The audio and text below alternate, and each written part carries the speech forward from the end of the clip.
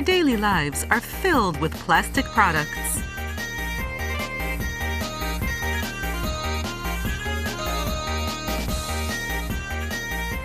All of these items are made of plastic.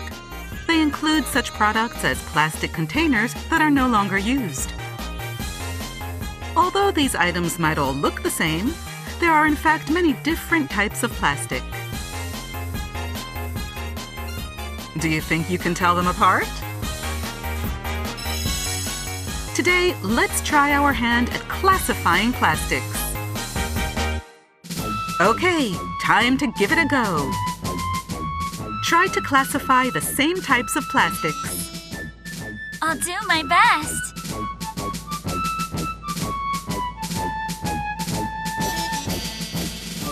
All done. She divided them into 3 types. Is this correct? Aw, you were close. The plastics you see here are polyethylene, polypropylene, polyvinyl chloride, polystyrene, and polyethylene terephthalate. 5 types in total. If you know each of their properties, you'll be able to classify them easily. But it's not quite as simple as it sounds, is it?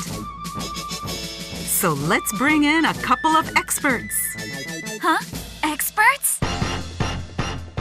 Ta-da! The Plastic Classification Duo.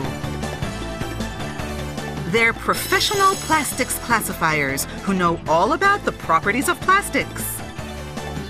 Now, let's see if these professionals can classify all these plastic products.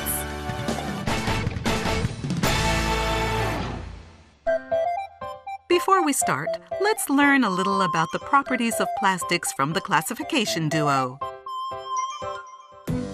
First, let's take a look at the differences in each type of plastic. Okay, let's try bending it.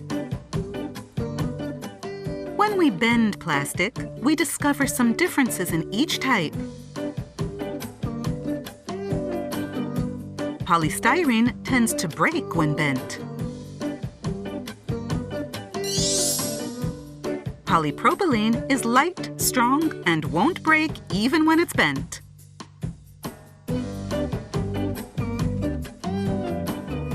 At first glance, they look the same, but they have different properties. Next, let's apply heat. This container is used for storing food. It's also made of plastic. Let's put some meat sauce in it and put it in the microwave.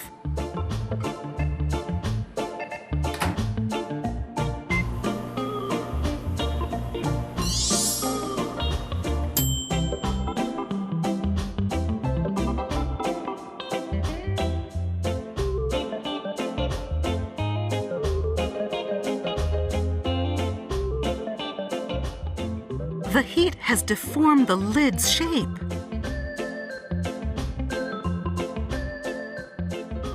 However, the body seems to be fine. This is because the lid and body of this container are made of different types of plastic. The body, made of polypropylene, is relatively heat resistant, and even at 100 degrees Celsius doesn't change shape. The lid is made of polyethylene. Although weak against heat, it can be made thick and soft, making it a perfect material for lids. As you can see, each type of plastic has different properties. And this is why different materials are used for different purposes in plastic products. Got it? Now, let's try classifying our items. For that, let's start with... What? You're gonna cut it? Well, if you have to. Preparation is the key to accurate classification. And we're ready. The duo has cut out pieces from each item. Now, let's start sorting again. For classification, we'll use these. These beakers contain water, a saturated saline solution, and a 50% ethanol solution.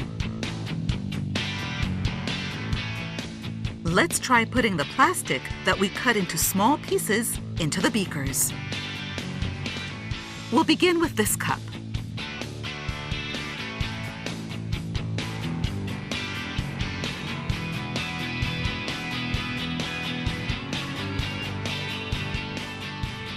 It floats in all the beakers. How about this container?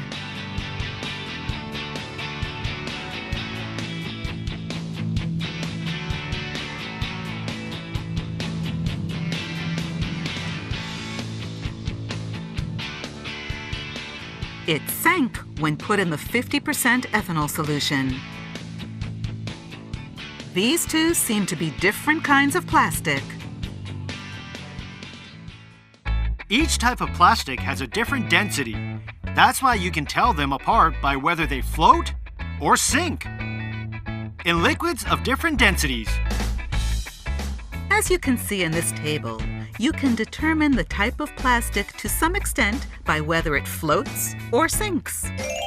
Polypropylene floated in all of the liquids. Polyethylene sank only when put in the 50% ethanol solution. How about this plastic?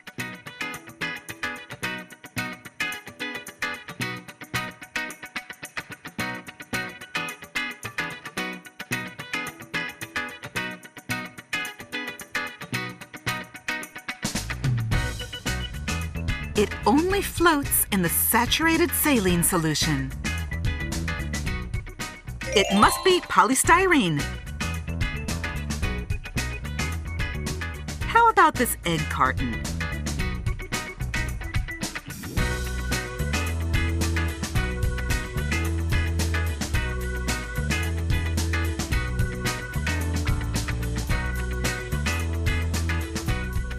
It sinks in all of them. And this one?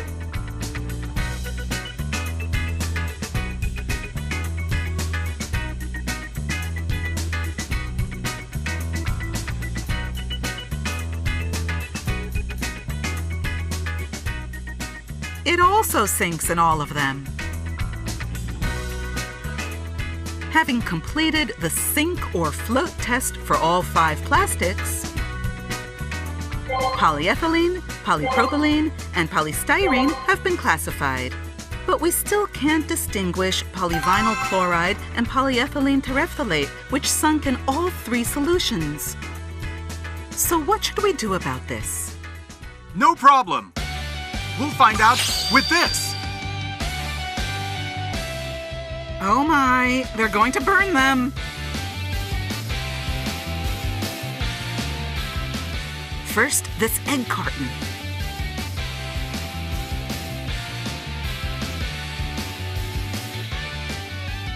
It burns well. How about this one?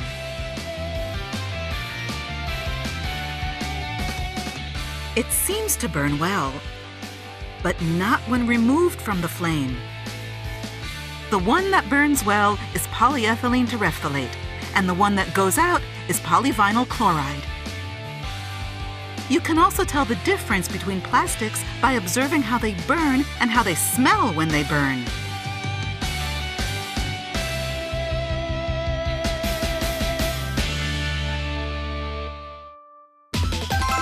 We've now sorted them into 5 types.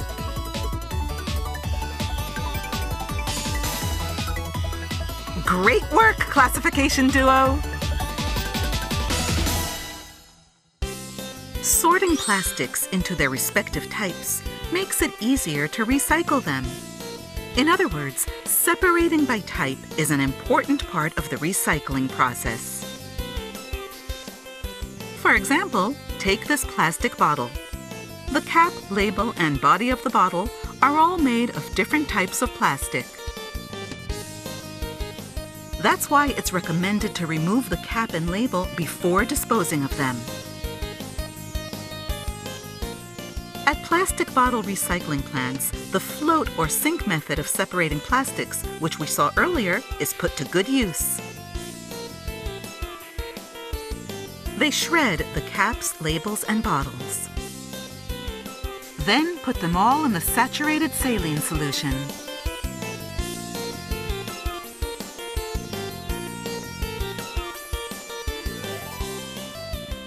The bottle parts will sink, while the polyethylene cap and polystyrene label will float, allowing for removal of only the PET material.